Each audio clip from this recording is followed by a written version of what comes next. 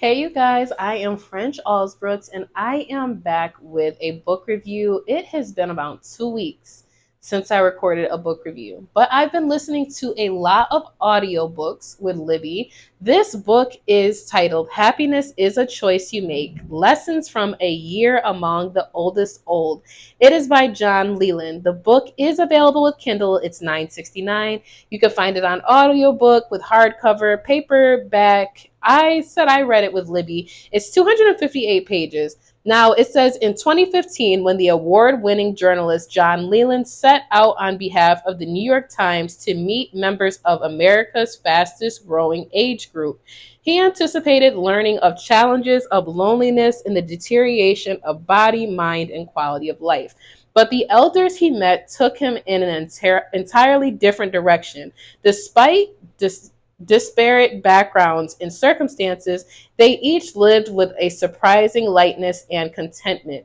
The reality Leland encountered upended contemporary notions of aging, revealing the late stages of life as an unexpectedly rich and the elderly as incomparably wise. This book came out January 23 of 2018. It is ranking in the top 100 for aging parents on Amazon. This book had me in my feelings. Okay, I did listen to the audiobook. There were some moments where I kind of got a little emotional. I wouldn't say there's any trigger warnings in this book. There's nothing crazy in here. I just think it was a very transparent view into shifting your mindset on aging. What does the end of life look like? I feel like I'm in my late 20s, okay? I'm getting ready to touch 30 next year. A lot of times I think like, "Oh, I want to live until 100. I want to live until 98. I want to see my great great great great grandkids." And I think that all sounds great in theory until you consider what is the quality of life that you're living at that stage. What does that look like when most of your friends and family are all dead and gone? If you spent 40 years developing this career and now all your coworkers are dead and gone, what does life look like for you when you're no longer able to get up and do what you used to do? Maybe you enjoyed playing basketball. Maybe you enjoyed, being a part of a bikers club or golfing, and now you have arthritis and you can't do those things. What does quality of life look like once you hit your late 70s, your early 80s?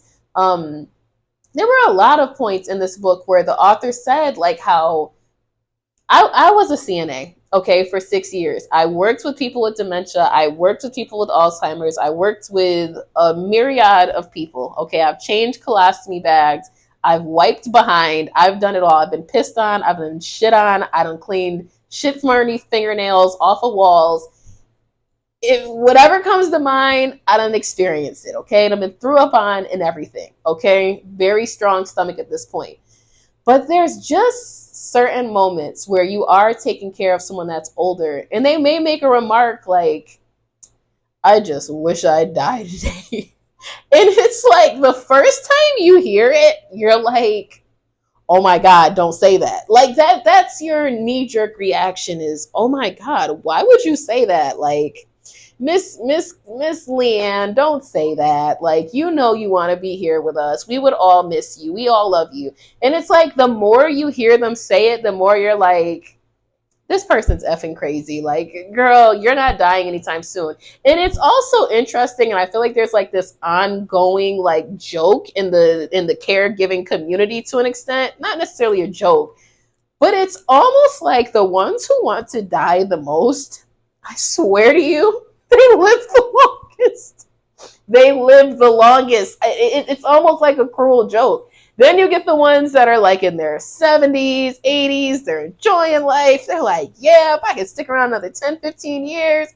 Those are the ones that one sniffly nose, that one trip to the hospital with pneumonia, that's the one that takes them out.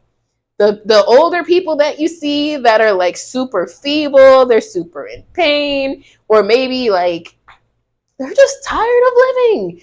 That is a thing. Like, after you've been around for 90 some odd years, you guys, there's only so much to see. not that much surprises you anymore. Not that much makes you get excited. Yeah, there's new movies coming out.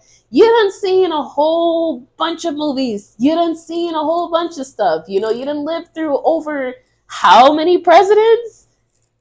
The thing on the news and stuff doesn't even really bother you anymore. You're just kind of, for a lot of the people in this book that he interviewed, they were tired. They were tired of being around. Some people did try to find happiness in moments, but for a lot of their life, it just, you go from feeling like, stop saying that you're ready to die, to it gets to a point where you realize maybe that's not the appropriate thing to say to someone who is at the later end of their life and they're quite frankly ready to check up out of here any day now.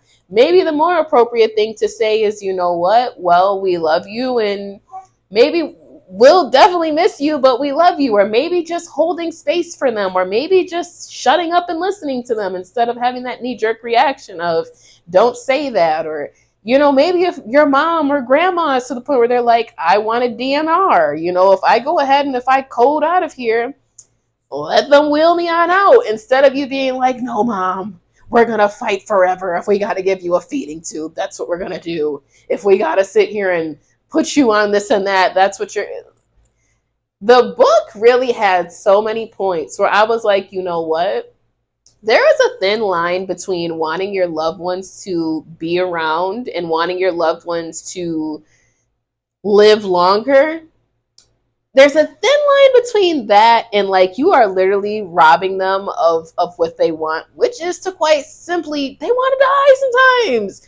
And I feel like we don't talk about that enough. We don't think about it enough. There's little things like when you're still in your earliest, like, first 2 centuries of, well, your first, like, what do you call it? Your first little quarters of life and stuff. I feel like the little small things that we let get us all riled up, or things that we worried about, or things that we argue with our partner about.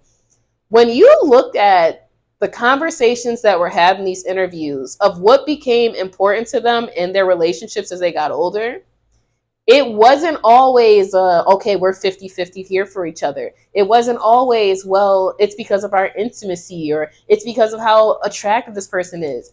Sometimes the relationship dynamics change as you get older. Sometimes when you're 70 and now you're in a nursing home and you got you a nursing home boo, just having someone to hold hands with is now what's important to you. There was even one of the people in this book where she was in her like 70s and she wanted to get married to this man that was at the nursing home. It wasn't, I don't want to say it was a nursing home. I want to say it was more so like a retirement home to an extent. But her daughter was not trying to hear it. So she had to decide between, do I go and marry this man and know that it'll make me happy, or do I keep the peace and not marry him because I only have so many years left with my daughter? When my daughter comes to spend time with me, do I just spend time with my daughter, or do I also include this person because this is who I have feelings for now?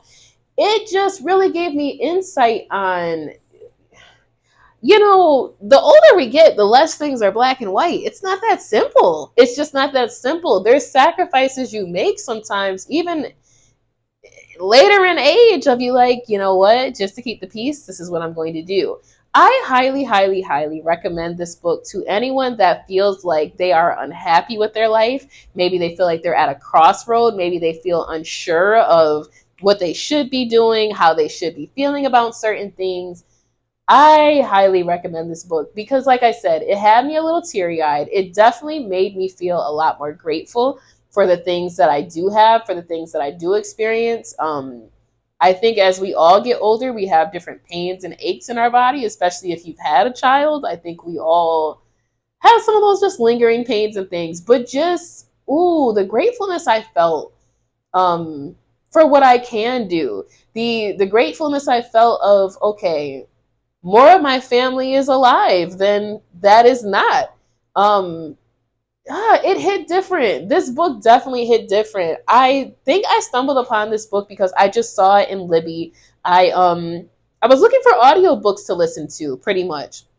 If you don't know what Libby is an app where you're able to put in your library card, and you can listen to a bunch of different audiobooks. You can read actual books.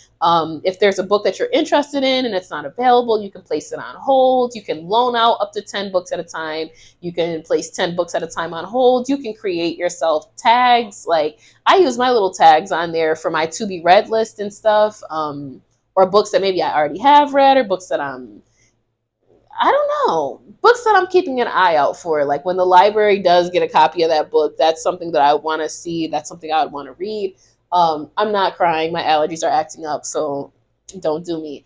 But this was a very, very good book. I had never, ever read a book by this author, so I really didn't know what to expect. It did not disappoint, though. Truly did not disappoint. If you guys are not already subscribed to my channel, I don't know what you're waiting on. Okay, go ahead and hit the like and subscribe button, because I do drop book reviews twice a week at this point. I also come with like videos of my to be read list. So if there's a book that I'm interested in, I record a video of it now and I introduce it to you guys, because what my thought process is by the time I get around to reading the book, hopefully you guys have read it too, and then we could chat about it in my like comment section. I am on TikTok, YouTube, Instagram, Facebook, Fable, as well as on Amazon, because I have my own books as well.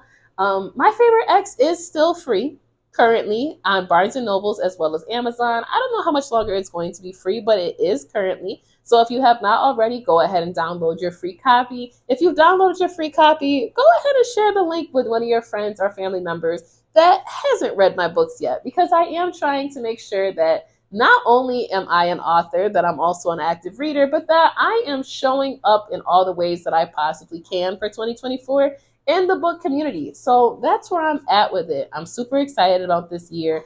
I do have some more books that are coming out. By the time you guys see this video, Trapped by the Tennessee Trapper will be available on pre-order. I'm really still trying to decide, if I'm going to drop that book in May or June of 2025. That will be one of my longer books. Okay, I'm experimenting. Certain books like He Can't Love You, just one day. Which else was a short story? What Ties Us Together? Deceive Me was a short story. My Favorite X was a short story. Remorseful was a short story. The Pastor and Temptation spinoff, Rashida versus Lyrica, was not necessarily short, but it wasn't as long as other books that I've done. That's just where I'm at with it. So I'm trying to come with a good collection of things. But My Favorite X has been free because it's just my way of saying thank you for all of the support that I've received, not only from readers, from other authors, from the people that come and support my channel on different platforms. It's just my way of saying thank you and giving back. So I think I have tongue-tied myself enough. I am super excited, you guys. If you've read a book by this author, drop the title below. Okay, I look forward to seeing you guys in the next book review. Bye.